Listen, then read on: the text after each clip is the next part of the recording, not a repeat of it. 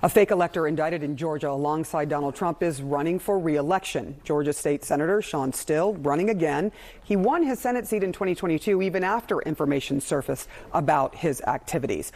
Our next guest is 25 years old and running for Senate against him. Joining us now is Ashwin Ramaswami. You are running as a Democratic candidate for the Georgia State Senate seat that Still now has. How do you plan to unseat an incumbent in your first foray really into politics? Going for a Senate seat is really difficult. Well, one is never too young to do the right thing. And this is my hometown.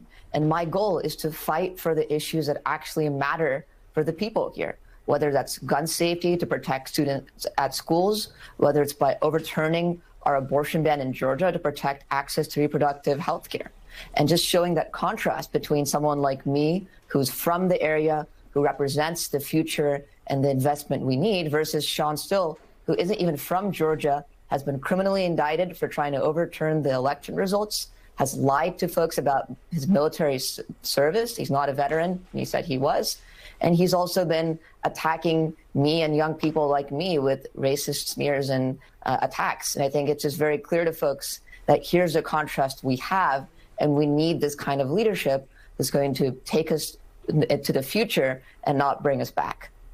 I'm curious about what you did before this. Before you decided to run, you were working for the Cybersecurity and Infrastructure Security Agency, which is an agency that literally works on election security, trying to protect the integrity of our elections.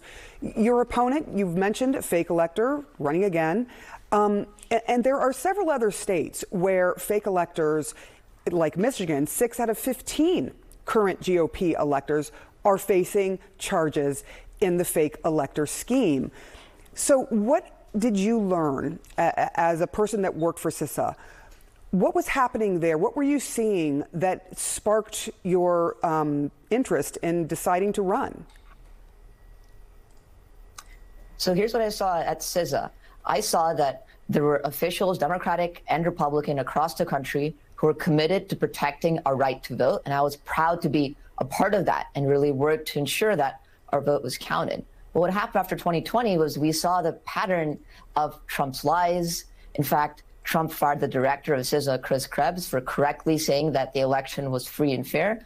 And I soon realized that the biggest threat to our democracy is not just foreign hackers hacking into our election, it's domestic politicians like Donald Trump, Sean Still, and his allies. And so that's exactly where I decided that I needed to come back home and run for office so that I can actually make the difference and ensure those kinds of folks are in office. Because for every minute Sean Still spends in a courtroom, that's a minute he can't focus on things that matter to us, whether it's protecting students in schools, access to reproductive health care, and it's protecting our right to vote. I want to ask you about, because you are of the Gen Z generation, we have just heard, this just happened, President Obama was on a podcast this morning, and here's what he said about young voters and going to the polls. You're going to let a bunch of old people decide your future. You wouldn't do that about your music. You wouldn't do that about your clothes, but you're going to let them decide what your future, your potential careers, what the environment's going to look like. You're going to let them decide that? You said that on the Young Man of the Three podcast. Will this message resonate with young voters or rile them up? This message will definitely resonate. And I think this trend we're seeing of Gen Z candidates like me are further accentuating this idea that young people do see that we can make a difference in politics, but it requires all of us to be aware, and we have to go out and vote. So my message to young people is to make sure that go out and vote, early vote if you can, tell all your friends to vote. If you want to get involved with my campaign, you can go to ashwinforgeorgia.com, you can volunteer, you can support, ensure that we have young representation in office, because that's how we make the difference for the future. Ashwin Ramaswami, it's just wonderful to see someone who is young, who is Gen Z, who is looking at politics really seriously, and certainly going to encourage people to vote. Thank you so much. Appreciate your time this morning. The new hour of CNN News Central starts right now.